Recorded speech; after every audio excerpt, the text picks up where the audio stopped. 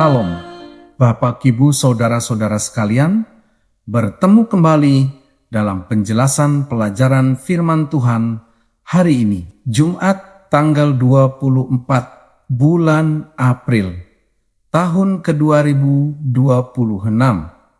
Penjelasan berikut merupakan pendalaman untuk pelajaran sepanjang pekan ini. Bapak, Ibu yang terkasih, kita diajak untuk merenungkan kata-kata yang telah kita ucapkan dalam 24 jam terakhir. Karena ucapan merupakan cerminan langsung dari kondisi hati yang sebenarnya. Dalam kitab Matius 12 ayat 34 ditegaskan bahwa apa yang keluar dari mulut meluap dari hati, sehingga perkataan bukan sekadar kebiasaan, tetapi hasil dari apa yang mengisi batin seseorang. Jika hati dipenuhi dengan kemarahan, kecemasan, atau kepahitan, maka kata-kata yang keluar pun akan mencerminkan hal-hal tersebut tanpa disadari. Sebaliknya Bapak Ibu, jika hati dipenuhi dengan kasih,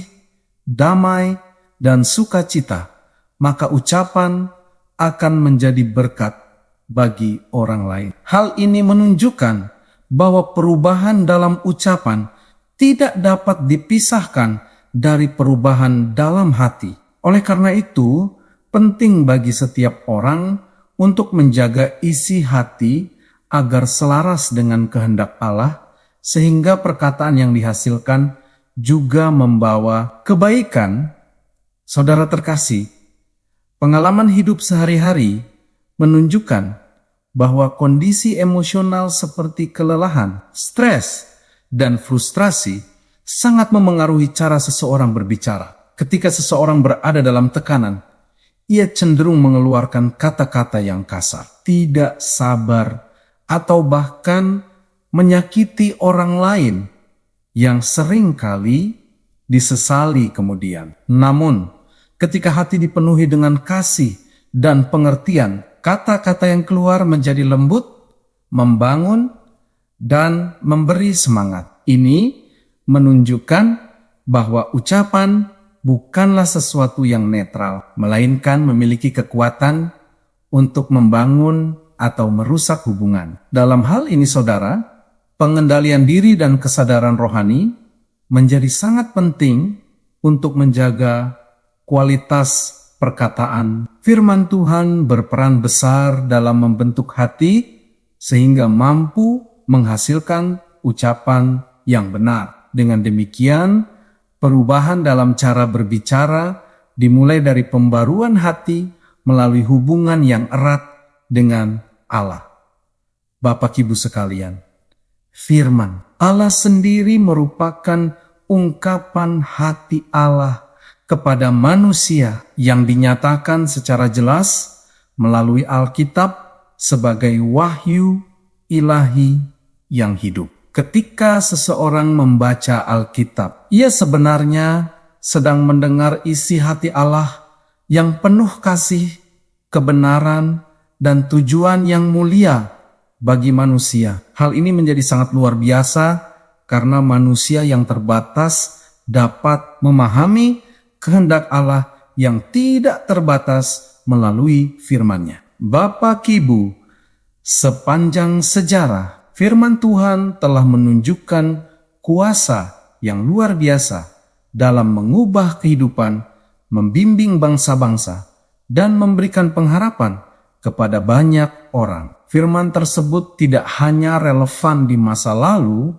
tetapi tetap hidup dan bekerja hingga saat ini. Oleh karena itu, Alkitab bukan sekadar dokumen kuno, melainkan sarana komunikasi antara Allah dan manusia. Dengan membaca dan merenungkan firman, seseorang dapat semakin mengenal karakter Allah secara pribadi.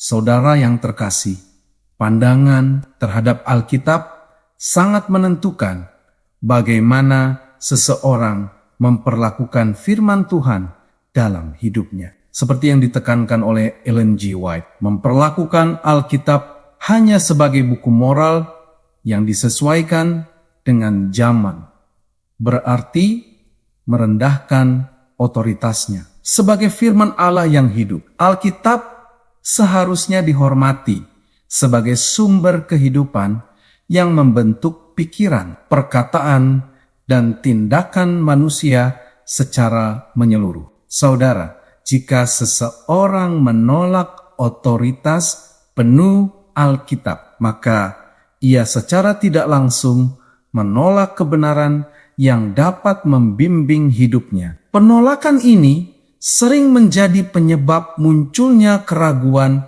dan ketidakpedulian terhadap iman, terutama di kalangan generasi muda. Hal ini menunjukkan betapa pentingnya sikap hormat dan kepercayaan terhadap firman Tuhan. Dengan memahami Alkitab sebagai firman yang hidup, seseorang akan lebih bersungguh-sungguh dalam mempelajarinya dan menerapkannya. Bapak Ibu, pertanyaan-pertanyaan reflektif dalam pelajaran ini mendorong setiap orang untuk mengevaluasi dasar imannya secara rasional dan praktis. Iman kepada Allah tidak hanya bersifat emosional, tetapi juga memiliki dasar logis yang dapat dipahami dan dipertanggungjawabkan. Hubungan dengan Allah juga tidak dapat dipisahkan dari studi Alkitab dan doa, karena keduanya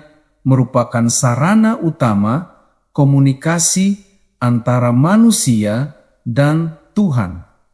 Tanpa keduanya, hubungan tersebut akan menjadi lemah dan tidak berkembang secara sehat. Bagi seseorang yang ingin memperdalam hubungan dengan Allah, membaca Alkitab secara teratur dan sistematis merupakan langkah awal yang sangat penting. Selain itu, Bapak Ibu, hidup dari setiap firman yang keluar dari mulut Allah, seperti dalam kitab Ulangan 8 ayat 3, berarti menjadikan firman sebagai pedoman utama dalam setiap aspek kehidupan. Penerapan ini terlihat dalam keputusan sehari-hari, sikap terhadap sesama, dan cara menghadapi tantangan hidup saudara-saudara sekalian. Ayat-ayat seperti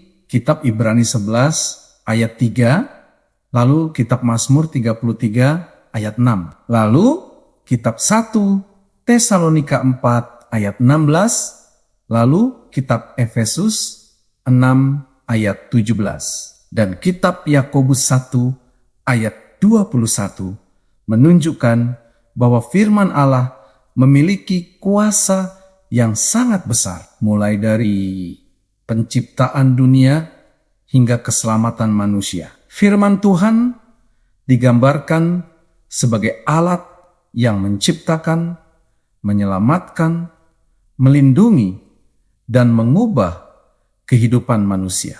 Dengan memahami hal ini, seseorang akan semakin menghargai pentingnya firman dalam kehidupan rohani. Kesimpulannya, Alkitab adalah firman yang hidup dan penuh kuasa yang menjadi fondasi utama dalam pertumbuhan hubungan dengan Allah. Membaca Alkitab dengan kerendahan hati akan membuka jalan bagi perubahan hidup yang nyata. Oleh karena itu, setiap orang dipanggil untuk tidak hanya membaca firman, tetapi juga menghidupinya dalam kehidupan sehari-hari secara konsisten. Bapak, Ibu, saudara-saudara yang diberkati Tuhan. Demikian penjelasan pelajaran firman Tuhan untuk hari ini. Sampai bertemu pada pelajaran yang berikutnya. Tuhan memberkati kita semua.